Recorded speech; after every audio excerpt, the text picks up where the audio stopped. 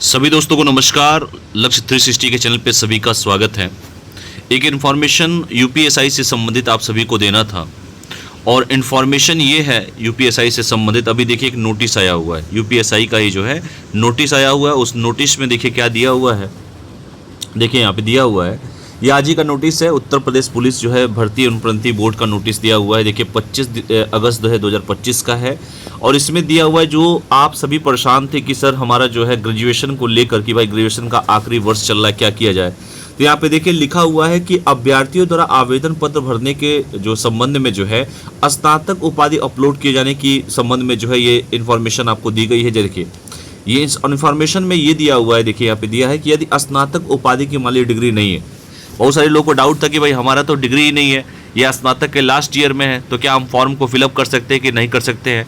तो उत्तर प्रदेश प्रोन्नति बोर्ड ने जो है ये देखिए नोटिस निकाला और उसमें स्पष्ट लिखा हुआ है कि अगर स्नातक की अंक तालिका अपलोड करना अनिवार्य है। पहली बात तो ये कंडीशन है कि अगर आप ग्रेजुएशन कर रहे हैं या ग्रेजुएशन के लास्ट ईयर में हैं तो जो स्नातक की जो अंक तालिका जो मार्कशीट आप लोग को मिलता है उसको अपलोड करना अनिवार्य है, पहला कंडीशन।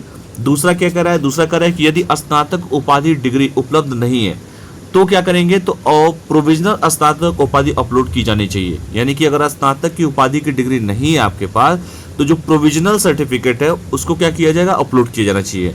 और प्रोविजनल जो है स्नातक उपाधि भी अगर नहीं मान लीजिए आपके पास है तो अभ्यर्थी इसके स्थान पर अपनी अंक तालिकाएं अपलोड कर लेंगे।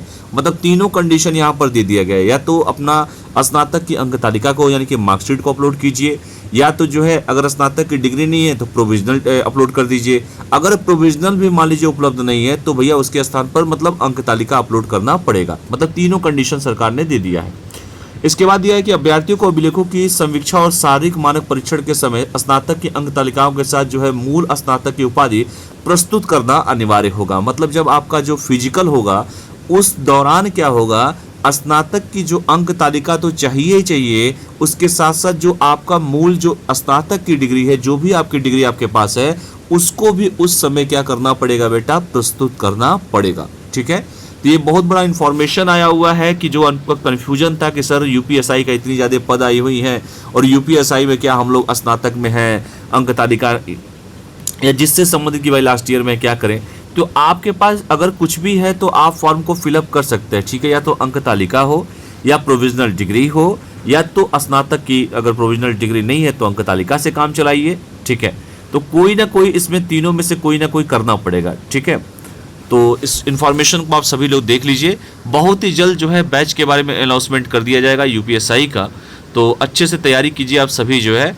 और चूंकि यूपीएसआई में जो है समय भी अब कम बचा हुआ है, समय कम बचने का मतलब मेरा कहने का मतलब ये है कि अच्छा खासा पोस्ट निकला है, इतने सालों के बाद वैकेंसी आई हुई है। वैसे भी उत्तर प्रदेश में वैकेंसी के नाम पे तो देख ही रहे हैं क्या स्थिति है। तो जब दरोगा की वैकेंसी आई हुई है तो बेटा इसमें 4 ही सेगमेंट हैं आपके जो मेन है भाई। मैथ है आपका, रीजनिंग है आपका, इसके साथ साथ जीएस है और इसके साथ साथ आपका हिंदी है। और आप इसके बारे में आप सब बता ही चुका हूँ कि भाई सब में जो है 35% सब में लाना है और फाइनल में क्या करना है 50% से ज़्यादा मार्क्स होना चाहिए। ठीक है, तो अच्छे तरीके से आप लोग तैयारी कीजिए। बाकी और भी कोई इन्फॉर्मेशन आता है तो मैं जल्द ही उसके बारे में वीडियो बनाऊंगा। ठीक है, जो लोग नए हो चैनल को लाइक शेयर सब्सक्राइब जरूर कर लें, बेल आइकन को प्रेस कर लें ताकि जब भी कोई नोटिफिकेशन आए तो सीधे आपके पास पहुँच जाए। धन्यवाद।